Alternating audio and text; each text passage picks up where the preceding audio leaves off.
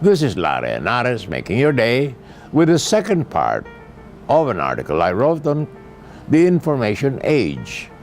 Chapter, The Computer and the Quest for God. Even with improved tubes, ENIAC had lots of tube problems. In 1952, for example, ENIAC experienced 19,000 tube failures. Finding and replacing bad tubes took 1,663 hours in that year alone. Tubes got so hot and used a lot of power when they are turned on, and ENIAC used 200,000 watts to power its thousands of tubes. This is the main reason computer designers became so excited when the transistor was invented in 1948. By 1959, the transistor began to replace the fragile, big, hot, short-lived, and power-hungry vacuum tube. Transistorized computers were smaller, more reliable, and cheaper than the vacuum tube monsters they replaced. In the early 1960s, transistor companies perfected ways to put complete electronic circuits containing a dozen or more parts in the surface of a small chips of silicon called integrated circuits, IC. In the early 1970s, IBM introduced the System 370 integrated circuit computer. In 1965, the mini computer arrived, the Digital Equipment Corporation's PDP-8.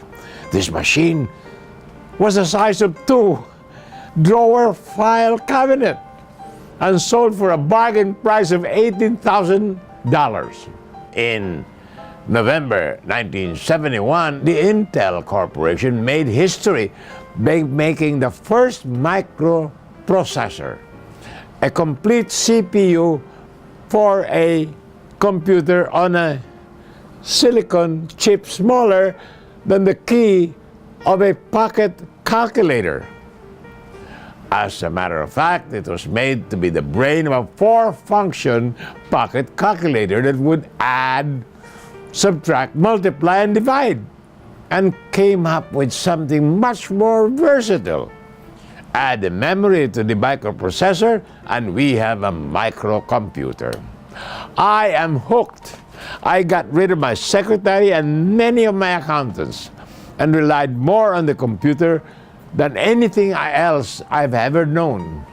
So I bought an IBM PC compatible and Apple computers year after year. We are really in the grip of the future. The atom, the satellite, and the computer have made us first citizens of a shrinking, brave world with common concern for the rape of Mother Earth, the common fear of a nuclear annihilation. More about this after these messages. This is Larry Henares making your day with the second part of an article I wrote on the information age, chapter, The Computer and the Quest for God. The ultimate horror is depicted in a science fiction story less than 1 page long. And the story goes, millions of years in the future, when the human race inhabited 1,000,000 star systems and each person had a personal computer to do all his work for him, there was a scientist who brought up a very pertinent and embarrassing subject. He said, millions of years have passed and men are still debating whether God exists or not. Is there a God? I believe such a question can be accurately answered. Let all human beings in all the 1,000,000 star systems lend the use of all their computers for this project. Let all the zillion computers be interlocked wirelessly all over the galaxy so that they can collectively be operated as one huge, gargantuan computer, closely approximating the mind of God if he exists. Let us feed the computer all the facts, all the knowledge we have accumulated through the millions of years of our existence. Let the computer digest all this information, and by the process of induction from the specific to the general, answer the question, is there a God? The plan was broached and approved. Everyone lent his computer. Now, so interlocked, they operated as one ultimate mind machine, so interlocked that no one can break the bonds except by one switch held by our scientists. And so, for many years, the ultimate computer hummed and hummed until finally it was ready for the answer. All the leaders of the galaxies gathered at the computer center by the one switch that held together all the computers together. And headed by our scientists, they posed the question, is there a God? And the computer answered, yes, there is. Now there is a God. Our scientists panicked and reached for the switch, but he was immediately vaporized. The switch was locked forever.